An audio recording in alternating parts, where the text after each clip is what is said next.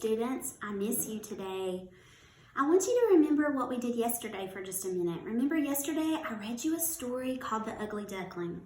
And while we were reading that story together, we were talking about the beginning and the middle and the end of the story. Today I want us to keep thinking about that story, but I want us to talk about why the author wrote the story. So what chart should immediately pop into your head? Hopefully you just thought about the pie chart that we talk about in second grade. Remember, the P in the pie chart stands for persuade. So that's when the author is trying to talk us into something. I, inform. So that's where the author is trying to teach us new information. Or E, entertain.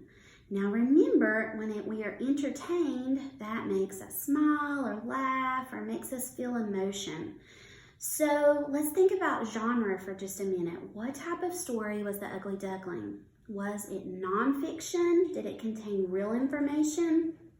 Or was it fiction and did it contain make-believe information? Was it a make-believe story? So that will help you know whether it is the P, the I, or the E. Hopefully you said that The Ugly Duckling was fiction, it was make-believe, so the author's purpose was to entertain us. The author wrote the story to entertain us. So let's talk about some things in the story that was entertaining. Well, I thought it was entertaining when the duckling spilled the milk and flew into the butter and the grain barrel. I think it was also entertaining at the end of the story when the ugly duckling realized that he was actually a beautiful swan. So I hope you enjoyed listening to us talk about the persuade, the I for inform, and the E for entertain today. And I hope you were entertained by our story, The Ugly Duckling.